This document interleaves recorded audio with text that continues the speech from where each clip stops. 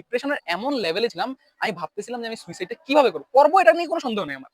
কিভাবে করব? কিভাবে করলে বাসায় মনে হবে যে আমি অ্যাক্সিডেন্টাল সুইসাইড হইছে। অ্যাক্সিডেন্টাল ভাবে আমি মারা গেছি কিন্তু আমি সুইসাইড করিনি। বাসায় তো খুব কষ্ট পাবে এই জিনিসটাতে। আমি তো বাসায় একদম ভেজা জানি না এটা হয়তো আমার আব্বু-আম্মুর কাছে যাবে। যদি যায় তাহলে আব্বু প্লিজ এই জিনিসটা আমি বুঝাইতে চাই। ৩০০০ ফ্রেন্ড ছিল। আমি ৩০০০ ফ্রেন্ড এক রাতে আনফ্রেন্ড করছি ওই বাটন ফোনের পুরা বাটন সবগুলা কালো বাটন সাদা হয়ে গেছে। আমার খারাপ হওয়াটা শুরু হইছে এই রিলেটেবল হওয়া থেকে। যেহেতু আমি ফ্যামিলি থেকে আলাদা হয়ে গেছি। কার কয়টা গার্লফ্রেন্ড আছে হ্যাঁ, সেটাকে তারা মানে কি বলে গর্বের গর্বের গর্বের বিষয় বিষয় বিষয় বলতো আরকি তুলে যে ধরে। আচ্ছা, সিনেমা আচ্ছা। করব আমি সিনেমার হিরো হব এই টাইপের বুকিচুকি আরকি বলা আচ্ছা। যায়। মানে সত্যিকারে ঢুকতে মানে এত অন্ধকারে ঢুকে গেছিলাম যে সেটা আসলে এখন আমার এখান থেকে দাঁড়ায় আমি যখন ভার্সিটির ফিতনাগুলো দেখি তখন আমার মনে হয় যে আরে এগুলো তো কিছুই না, এগুলো তো বাচ্চা লেভেলের এগুলো তো আচ্ছা। আমি স্কুল কলেজ লাইফে পার করে আসছি। এরকম টাইপের মনে হয়। তো তারা ওই জিনিসগুলো দেখে। এই জিনিসগুলো তারা একসময় দেখছে।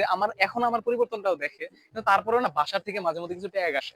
যেমন আমি শিবির, আমি জঙ্গি, আমি কি কোনো গ্রুপের সাথে যুক্ত আছি কিনা। এই ট্যাগ গুলা না ১ম যখন দিনে ফিরছি তখন খুব কষ্ট লাগতো। আমার মনে হয় এই ব্যাপারটাও একটু বিশেষ করে ইয়ে ভাই আমি করতে এখানে পারে। ইন্টারফেয়ার করে যেহেতু আমারও আলহামদুলিল্লাহ বাবরি চুল রাখার আরে সুযোগ হয়েছে। বাবরি চুরের পরে তো কথাই নেই। নতুন করে এটা এটার আবার শুনছি। পরপরই জঙ্গি বা অন্যান্য যে ট্যাগ গুলো আছে এটা আরো বেশি আমি ২ আসে। বার খাইছি তাইলে। আচ্ছা। আমি ১ম এ একবার জঙ্গি ট্যাগ খাইছি যখন হলো গিয়া মানে ইয়ে, আর পরে আবার বাবরি রাখার সময় আবার খাইছি।